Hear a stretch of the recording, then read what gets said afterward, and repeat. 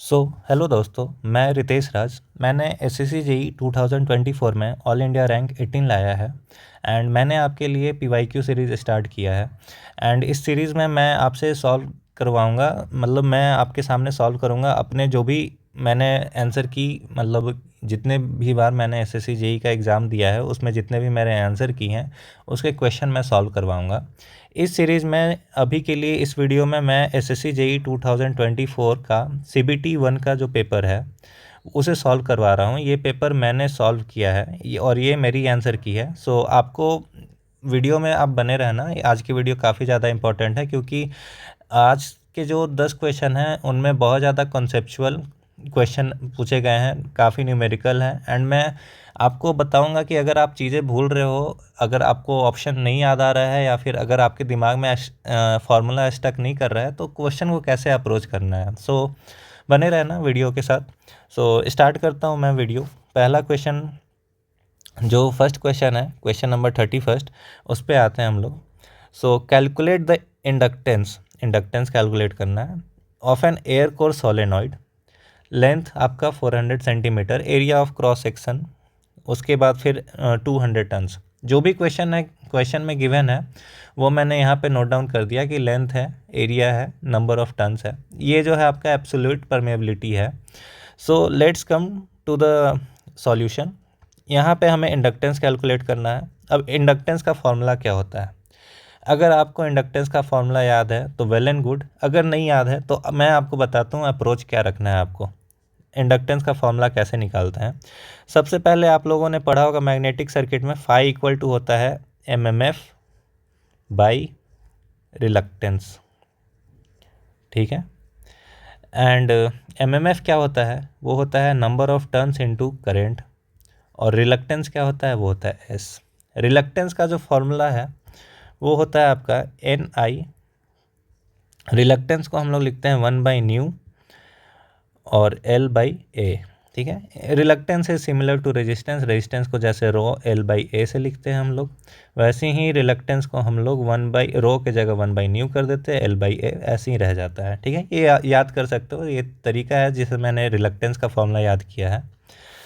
अब देखो दोस्तों, इस फॉर्मूले में आप एक और फार्मूला पढ़े होगे मैग्नेटिक सर्किट में। वो फार्मूला होगा कि N phi equal to Li, ठीक है। अब मैं इस यहाँ पे जो फाई का मैंने वैल्यू निकाला है उस फाई के वैल्यू को मैं इस फॉर्मूले में पुट करूँगा, ठीक है।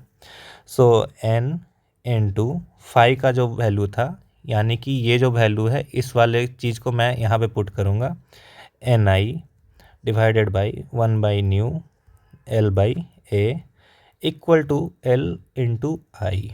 अब आई दोनों जगह है तो दोनों आई जो है वो कैंसिल आउट हो जाएगा, तो मैं इसे इरेज कर देता हूँ, ठीक है। इंडक्टेंस का जो फाइनल फार्मूला वो बनकर आया न्यू N² A/L, ठीक है। ये फार्मूला बनकर आया और ये इंडक्टेंस का फार्मूला है, ठीक है। अब आपको, आपके दिमाग में क्या, अब आपको जो क्वेश्चन है वो तुरंत सॉल्व करना है, तो आपको ये जो फार्मूला है वो बाय हार्ट होना चाहिए, आपको ये फार्मूला याद रहना चाहिए इंडक्टेंस का, ठीक है। अब ये सारे चीज़ तो हम लोग कर लिए, अब चलो हम लोग सॉल्यूशन पे चलते हैं, ठीक है। क्वेश्चन को कैसे अप्रोच करना है, सॉल्व करना है। गिवन जो था वो मैंने लिख दिया साइड में। इंडक्टेंस का जो ये फार्मूला है ये मैंने यहाँ पे लिख दिया। अब मैं आता हूँ क्वेश्चन को अप्रोच कैसे करना है। पहले तो L इक्वल टू न्यू का जो वैल्यू है, अब देखो न्यू क्या है यहाँ पे, न्यू जो है वो है mu naught into mu r, ठीक है। अब ये एयर कोर दिया हुआ है, एयर कोर सोलेनॉइड है, तो एयर कोर में न्यू आर का जो वैल्यू हो जाता है, यानी कि रिलेटिव परमेबिलिटी जो हो जाता है वो 1 हो जाता है, तो न्यू क्या बच जाएगा? न्यू नॉट ही बच जाएगा। न्यू नॉट का जो वैल्यू है वो क्या मैंने यहाँ पे लिखा है, 4 पाई इंटू 10⁻⁻7 हेनरी पर मीटर। उसके बाद 200 टन्स का स्क्वायर इंटू एरिया क्या है, 2/पाई इंटू लेंथ क्या है, 4 मीटर, ठीक है। 400 सेंटीमीटर था, उसको मैंने मीटर में कन्वर्ट कर दिया। अब let's solve this. 4 pi cancel out हो जाएगा।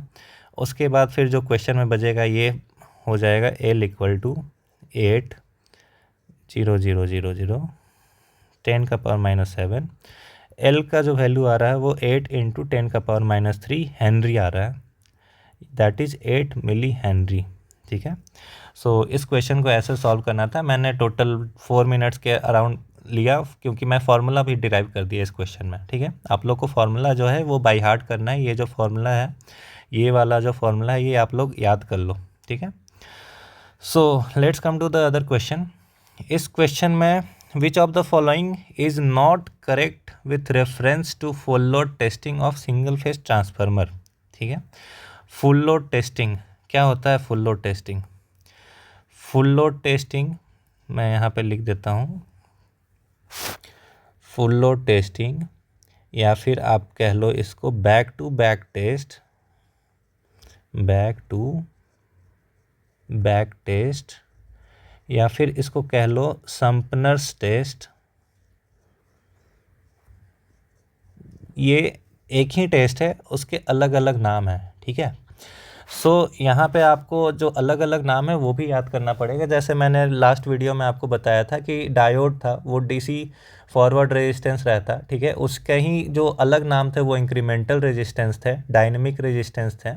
सो उसी प्रकार से आपको, सॉरी मैंने डीसी बोला, वो एसी रहता है। मैं गलती कर दिया था उस क्वेश्चन में, जो गलती मेरे दिमाग में रिटेन हो चुका है।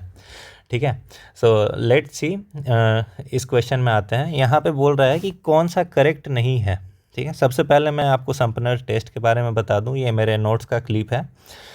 अब सम्पनर टेस्ट जो होता है, इसमें 2 आइडेंटिकल ट्रांसफार्मर का हम लोग यूज करते हैं। ठीक है, आप देख सकते हो कि 2 आइडेंटिकल ट्रांसफार्मर, एक का प्राइमरी दूसरे का सेकेंडरी, एक का प्राइमरी दूसरे का सेकेंडरी। इसमें होता क्या है कि प्राइमरी जो होता है वो पैरेलल में कनेक्ट होता है दोनों ट्रांसफार्मर का। ठीक है, आप देख सकते हो कि यहाँ से यहाँ तक जो वायर है वो कनेक्टेड है, प्राइमरी आपका जो है पैरेलल में कनेक्टेड है। यहाँ भी मैंने लिखा है LV जो है वो प्राइमरी, वो पैरेलल में कनेक्टेड रहता है। HV जो होता है, HV वो आपका सीरीज अपोजिशन में कनेक्टेड रहता है। ठीक है, सीरीज अपोजिशन यानी कि यहाँ पे जो भी वोल्टेज होगा और यहाँ पे जो भी वोल्टेज होगा ये एक दूसरे को कैंसिल आउट करेगा, और ये आइडेंटिकल ट्रांसफार्मर है। ठीक है, अगर वोल्ट मीटर से आप जब स्विच बंद करोगे, जब वोल्ट मीटर पे 0 वोल्ट दिखाएगा तभी आप स्विच बंद करोगे यहाँ पे। एंड ये आपका शॉर्ट सर्किट टेस्ट, यानी कि जो भी आपका फुल लोड टेस्ट के तरीके से काम करेगा ये ट्रांसफार्मर। इसमें ये टेस्ट हम लोग करते क्यों हैं? मेनली हम लोग का जो रीज़न रहता है वो टेम्परेचर राइज बताता है कि ट्रांसफार्मर को अगर हम लोग फुल लोड पे टेस्ट किए, ठीक है, तो हमारा टेम्परेचर राइज हीटिंग कैसा हो रहा है उसमें, due to PI and PCU. PI PCU क्या है? पीआई है आपका आयरन लॉस, आयरन लॉस जो कोर में होता है। पीसीयू है आपका कॉपर लॉस जो वाइंडिंग में होता है। कॉपर लॉस जो I²R लॉस है उसी को बोलते हैं। ठीक, सम्पनर टेस्ट का जो दूसरा नाम है वो बैक टू बैक टेस्ट, तीसरा नाम जो है वो फुल लोड टेस्ट। एंड यहाँ पे जो भी आपका वाट मीटर लगा हुआ है, सो आपको अगर बोल दिया जाएगा कि आयरन लॉस फाइंड करना है, ठीक है, सो आपका जो LV प्राइमरी के पैरेलल में जो ये वाट मीटर लगा है वो आपका कोर लॉस फाइंड करता है। ये वाला जो वाट मीटर है ये आपका कॉपर लॉस फाइंड करता है। ठीक है, अब अगर आपसे एक ट्रांसफार्मर का सिर्फ कॉपर लॉस या आयरन लॉस पूछा, तो जो भी आपका वैल्यू आ रहा है W1 का या W2 का, वो डिवाइडेड बाय 2 कर दोगे तो ये आप निकाल सकते हो। इस टेस्ट से आप एफिशिएंसी भी फाइंड आउट कर सकते हो। ठीक है, सो इतना बेसिक इन्फॉर्मेशन था सम्पनर टेस्ट का। अब आते हैं क्वेश्चन पे, क्या क्या ऑप्शन है उस पर मैं बात करता हूँ। सो सबसे पहला question option, this test is use to determine voltage regulation of transformer. जाहिर सी बात है, फुल लोड टेस्ट है, आप के हाथ में है कि आपको कितना करंट चाहिए, सो आप बेसिकली वोल्टेज रेगुलेशन फाइंड कर सकते हो। उसके बाद second option, this test is use to determine temperature rise and efficiency of transformer. मैंने आपको बताया ही अभी कि टेम्परेचर राइज और एफिशिएंसी फाइंड कर सकते हैं हम लोग। उसके बाद फिर मैं फोर्थ ऑप्शन पे आता हूँ, इन सम्पनर टेस्ट, या तीसरे पे ही आता हूँ, in Sumpner test 2 identical transformer are taken. सही है भाई। In which primary windings are connected in parallel, बिल्कुल सही। Where as secondary windings are connected in series, ठीक है। यहाँ पे देखो सेकेंडरी वाइंडिंग जो है मैंने आपको बोला सीरीज अपोजिशन में कनेक्टेड रहता है, ठीक है, और यहाँ पे सिर्फ सीरीज लिखा है। Let's come to the other question. In Sumpner test two identical transformer are connected in which primary windings are connected in parallel whereas secondary windings are connected in series but in phase opposition। देखो यहाँ पे phase opposition का बात किया, ठीक है। Question में not पूछा था यानी कि ये तीनों स्टेटमेंट सही हैं संपन्न टेस्ट को लेकर। ये वाला जो स्टेटमेंट है ये गलत है, ठीक है। तो नॉट पूछा था तो ये वाला स्टेटमेंट ही आंसर होगा, ऑप्शन 3। मैंने भी ऑप्शन 3 ही टिक किया था। So let's come to the other question दोस्तों। यहाँ पे question number 33, if two identical 2 ampere 2 ohm Norton equivalent circuits are connected in parallel with like polarity connected to like polarity the combined Norton equivalent circuit is। Norton equivalent क्या होता है, चलो ये बनाता हूँ मैं पहले।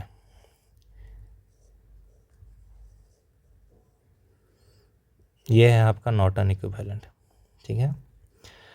अब ऐसा ही बोल रहा है कि 2 आइडेंटिकल है यानी कि एक और नॉर्टन इक्विवेलेंट आपका पैरेलल में इसके कनेक्टेड है। तो एक और मैं बना देता हूँ,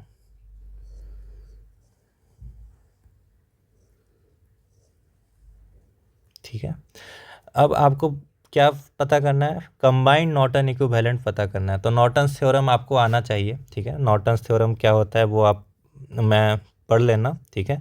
मैं इसमें सॉल्व करवा रहा हूँ ये समझकर कि आपको ये सारी बेसिक चीज़ें आती हैं, ठीक है।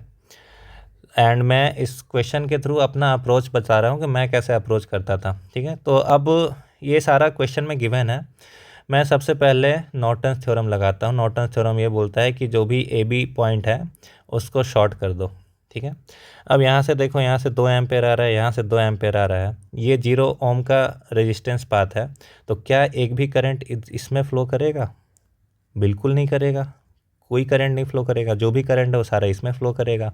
करंट कितना फ्लो करेगा इसमें? 2 ampere plus 2 ampere, that is 4 ampere current, ठीक है।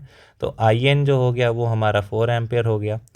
अब हमें क्या करना है कि इक्विवेलेंट रेजिस्टेंस फाइंड करना है। तो इक्विवेलेंट रेजिस्टेंस के लिए सीधा सा बात, ये नॉर्टन जो हमने बनाया इसमें जो भी करंट सोर्स है उसको ओपन कर दो, अब आप इसमें इक्विवेलेंट रेजिस्टेंस फाइंड करो, ठीक है। जो नॉर्टन्स थ्योरम का तरीका था वैसे ही मैं जा रहा हूँ।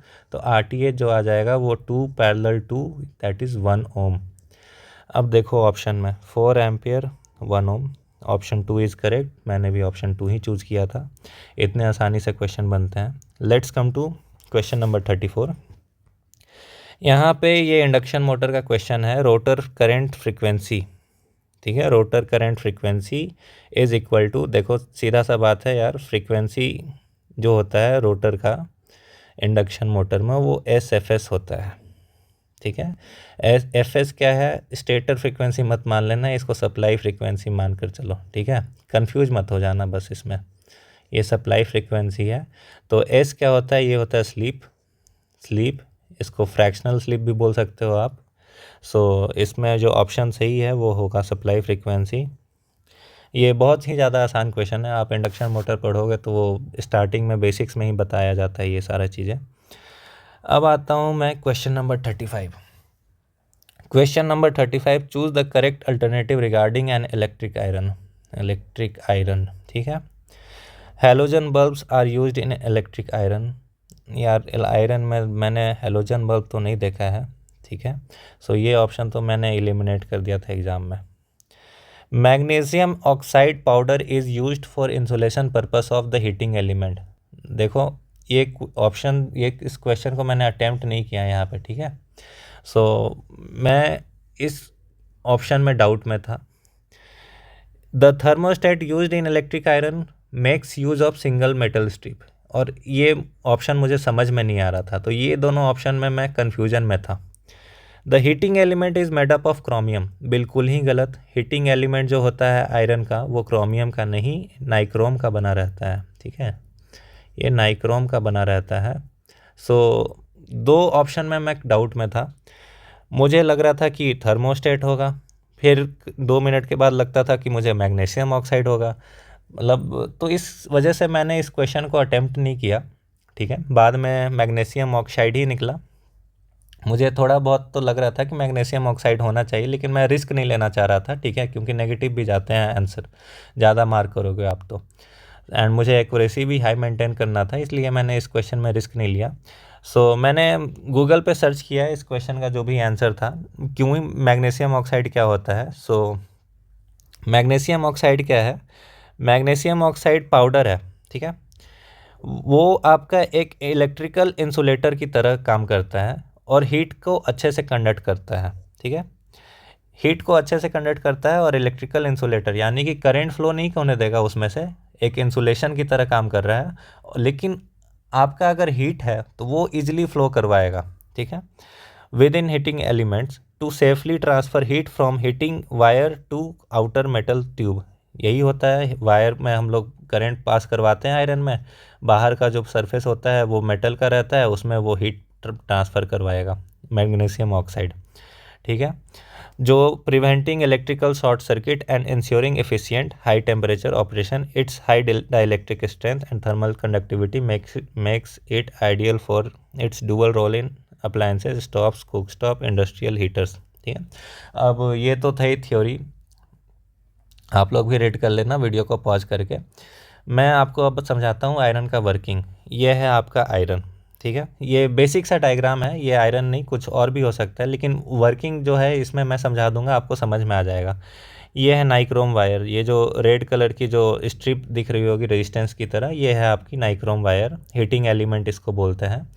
यहाँ पे ये जो भरा हुआ है वाइट वाइट स्पेस, ये जो वाइट स्पेस आपका भरा हुआ है, ये मैग्नीशियम ऑक्साइड का कोटिंग है। अब मैं करंट जो है इसमें से फ़्लो कराऊंगा, करंट फ्लो कराऊंगा इस वायर से, इस वायर में होगी आई स्क्वायर आर लॉस, ठीक है, आई स्क्वायर आर लॉस होगी तो हीट जो है वो डिसिपेट करेगी, ये हीट है डिसिपेट करेगी। मैग्नीशियम ऑक्साइड का क्या काम है भाई, मैग्नीशियम ऑक्साइड करंट को तो स्टॉप करेगा, यानी कि ये मेटल का जो सरफेस है ये वाला, इसमें करंट, इससे भी करंट फ्लो कर सकता है, मेटल से करंट फ्लो करता है, ठीक है, तो इसके और इसके बीच में इंसुलेशन प्रोवाइड करेगा, और प्लस जो ये हीट है, इस हीट का जो कंडक्टिविटी है वो फास्टन अप करेगा, यानी कि हीट जो है फास्टली आपका मेटल सरफेस पे आएगा।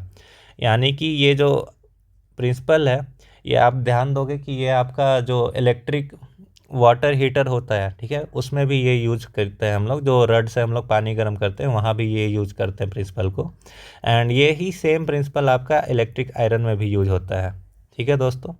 सो इसमें मैग्नीशियम ऑक्साइड वाला ऑप्शन सही था।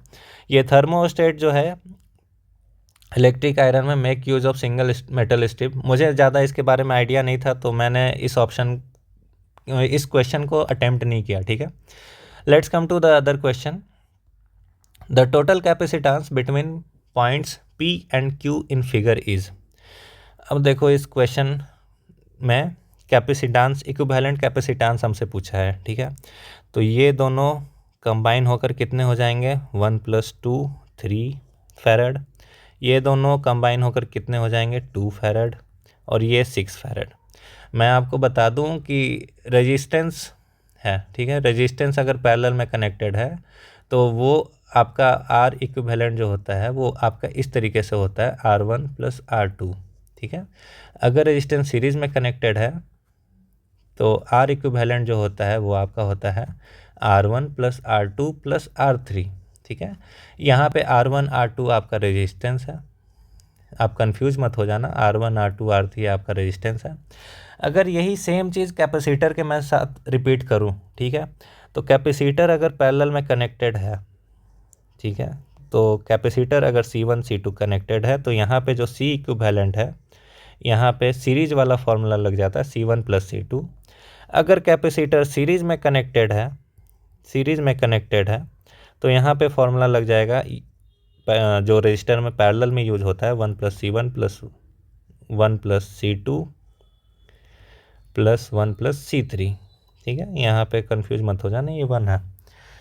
सो ये था बेसिक्स, ये आपको आना चाहिए, ठीक है, मैं उम्मीद करता हूँ कि आप लोगों को आता है। जो भी नए स्टूडेंट्स जुड़ रहे हैं वीडियो के साथ, मैं उनके लिए बस ये एक चीज़ एक्सप्लेन कर दिया कि उनको कन्फ्यूज़न ना हो। So let's come to the video, solve करते हैं इस क्वेश्चन को। अब इसमें मैं आपको एक ट्रिक भी बताने जा रहा हूँ, ठीक है।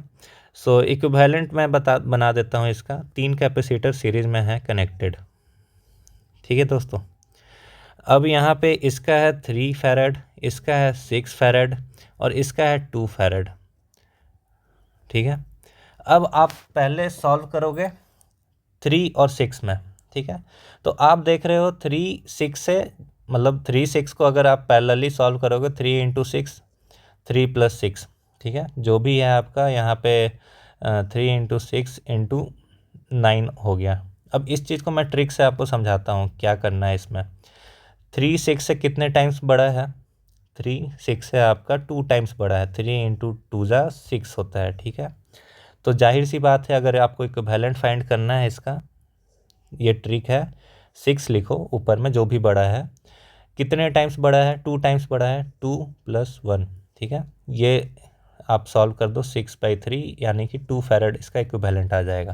ठीक है, मैं आपको ऐसे भी सॉल्व करके दिखा देता हूँ। 3 इंटू 6 3 प्लस 6 9 हो जाता है, जो कि ये आपका 18 यानी कि 2 फैरड ही आता। सो ये एक ट्रिक था। अब यहाँ पे आपको मालूम चल गया कि ये 2 फैरड आपका इक्विवेलेंट आएगा और ये 2 फैरड है।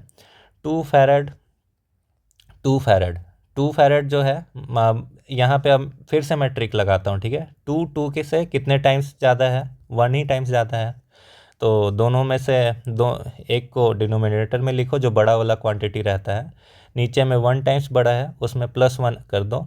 ठीक है, 2 divided by 2 that is 1 farad. ठीक है, 1 फैरड आपका आंसर आ गया। ये चीज़ आप जल्दी क्वेश्चन को सॉल्व करने के लिए यूज़ कर सकते हो, क्योंकि मैथमेटिक्स लगाने में हो क्या जाता है कि कभी कभी गलती भी कर देते हो और हरी में आप कुछ उल्टा सीधा लिख देते हो। ठीक है, तो इसका आंसर होगा गाइज 1 फैरड। 1 फैरड होगा इसका आंसर। एंड ये देखो 1 फैरड ऑप्शन में भी दिया है, मैंने भी इसी ऑप्शन को चूज़ किया था। सो मैंने जो ऊपर में ट्रिक दिया है उसको प्रैक्टिस करना, आपको अच्छे से याद हो पाएगा वो, एंड क्वेश्चन इजली जल्दी से सॉल्व हो पाएंगे। अब मैं आता हूँ question number 37। Which of the following condition is favourable for the application of radial distribution network? ठीक है, रेडियल डिस्ट्रीब्यूशन नेटवर्क मैंने आपको बता दिया कि ये है सोर्स यानी कि जनरेटर है। अब रेडियल में अगर आप लोड जो है दूर लेकर जाओगे, ठीक है, यहाँ पे आप लोड लगा दिए तो यहाँ पे करंट भी फ्लो करेगी। करंट फ्लो करेगी तो वोल्टेज ड्रॉप होगी वायर में। अगर आप यहाँ से 220 वोल्ट भेजे हो तो यहाँ क्या पता है 180 वोल्ट ही पहुँचे। 180 वोल्ट पहुँचेगा। अगर आप यहाँ पे 220 वोल्ट का आयरन लगा दोगे तो यार वो अच्छे से काम नहीं करेगा। 220 वोल्ट का लाइट लगा दोगे तो वो अच्छे से आपको रोशनी नहीं देगा। ठीक है, तो हम लोग रेडियल डिस्ट्रीब्यूशन सिस्टम में करते क्या है कि जो भी लोड है वो हम लोग आसपास में ही रखते हैं। ठीक है, आसपास में लोड रहेगा तो मानकर चलो 220 भेजा तो 219 तो पहुंचेगा इसके पास। ठीक है, तो लोड जो होता है हमारा पास में रहता है। अब देखो यहाँ पे रेडियल डिस्ट्रीब्यूशन नेटवर्क, मैं ऑप्शन पे आता हूँ। Power is generated at low voltage and substation is located very far away यानी कि दूर। यहाँ पे मैंने आपको ये वाला कंडीशन समझाया ही कि अगर दूर रहेगा तो क्या दिक्कत है। सो ये वाला ऑप्शन तो बिल्कुल गलत है। Power is generated at high voltage, substation is located very far away from the load centre. अब देखो यार, डिस्ट्रीब्यूशन सिस्टम जो होता है उसमें 440 वोल्ट का ही यूज करते हैं। 440 वोल्ट को हम लोग मीडियम वोल्टेज बोलते हैं, हाई वोल्टेज नहीं बोलते हैं।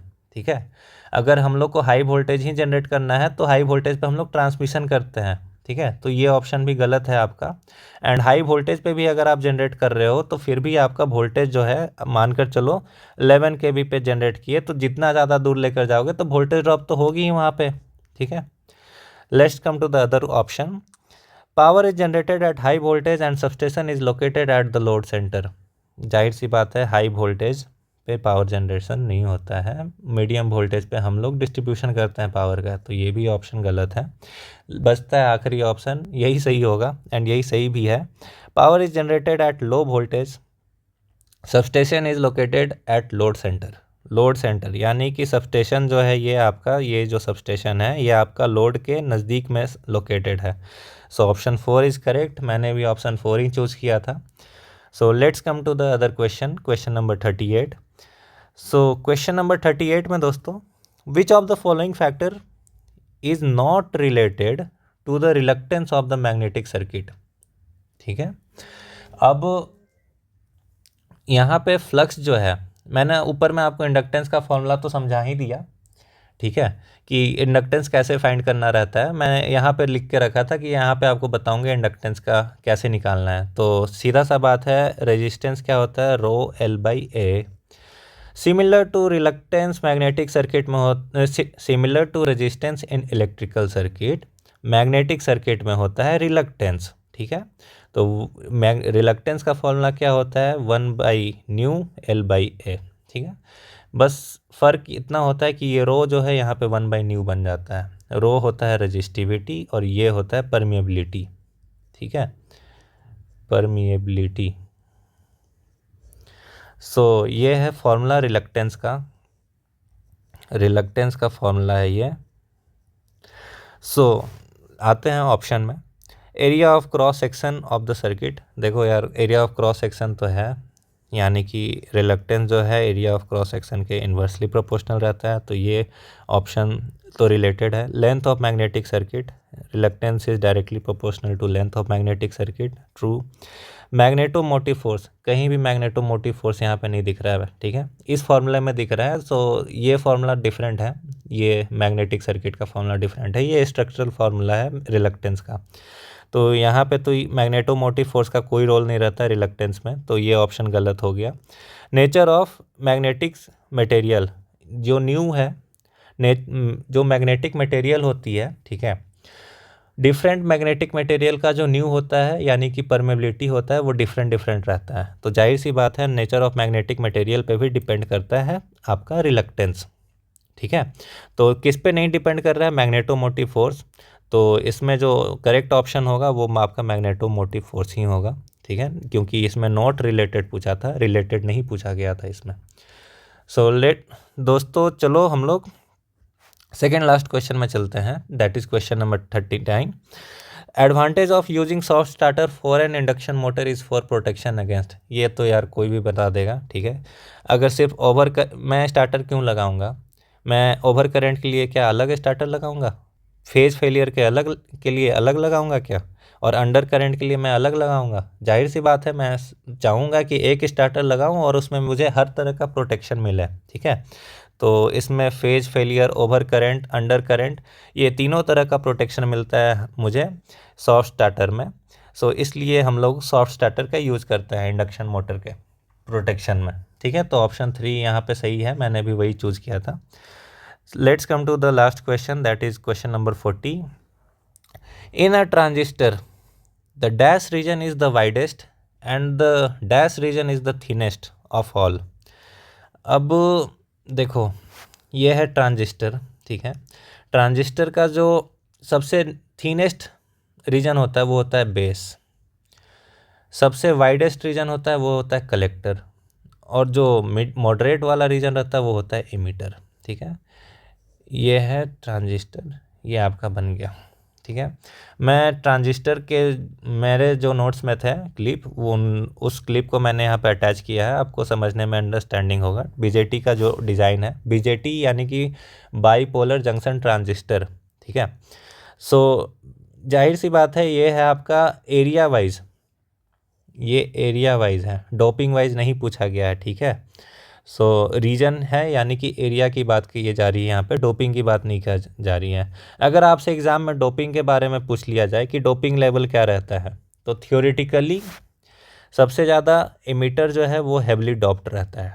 ठीक है, फिर बेस जो है सबसे ज़्यादा लाइटली डॉप्ड रहता है, और कलेक्टर जो है वो मॉडरेटली डॉप्ड रहता है। ठीक है, ये थियोरेटिकली है, यानी कि ये हम लोग थ्योरी में पढ़ते हैं, लेकिन अगर आप लोग प्रैक्टिकली अगर डिज़ाइन करने जाओगे ना, ठीक है, तो वो चीज़ पॉसिबल नहीं हो पाता है। प्रैक्टिकल सेंस में बहुत सारी चीज़ें चेंज हो जाती है। ठीक है, तो प्रैक्टिकल सेंस में क्या होता है कि इमीटर जो है वो आपका हो जाता है हेवली डॉप्ड।